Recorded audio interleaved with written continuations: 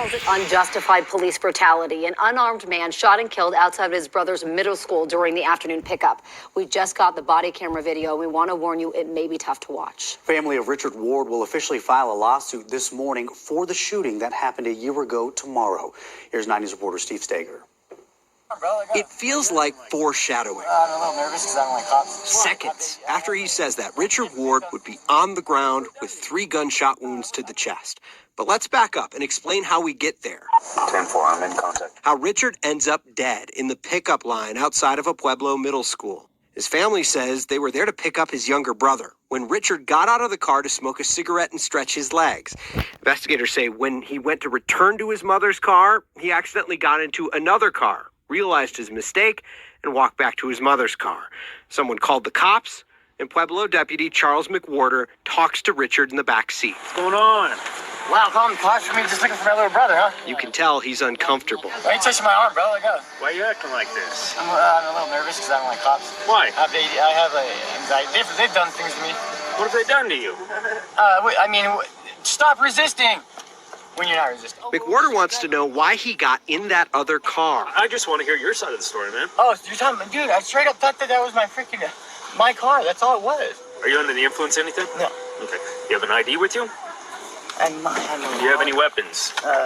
This is where things escalate. Do you have any weapons? I don't think so. I had a pocket. You don't think so? Don't pull them out. Richard says he has anxiety. Ward's lawyer says he takes anxiety meds. What'd you just stick in your mouth? Yo, what's the pill? Let me go. Get out. Get out.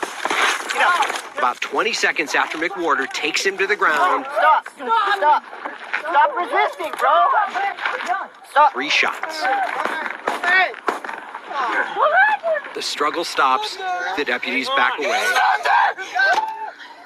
An unarmed Richard Ward never gets back up. The deputy who shot him explains what happened as kids with backpacks walk by in the background. You all right? Yeah, are you? I buttered my nose and then tried grabbing at my stuff.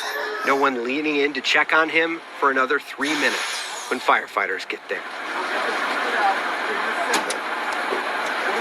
The DA in Pueblo County cleared the deputies involved in this shooting, justifying it as self-defense, as the deputies argued Ward was reaching for McWhorter's gun.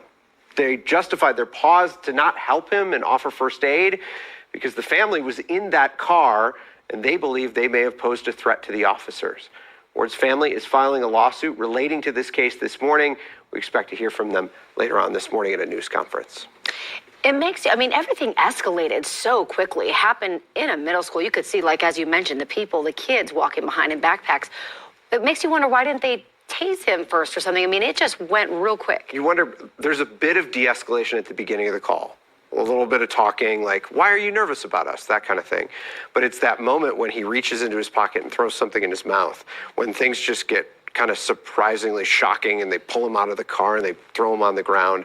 That's going to be the point I think that the attorneys make in this lawsuit is what justification did officers have to pull him out of the car, even if he put something in his mouth? I think one thing that I found so jarring about this report is exactly what you pointed out with the kids and their backpacks walking by who are seeing all of this happening. Yeah, this was just after 3 o'clock in the afternoon. You imagine any middle school in town where kids are coming out with backpacks to meet their parents who are in that line of cars waiting. This is exactly where they were. They were waiting for his brother to get out of school.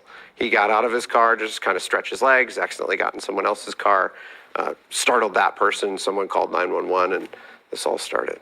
Tough video to watch. All right, Steve, thanks. Make the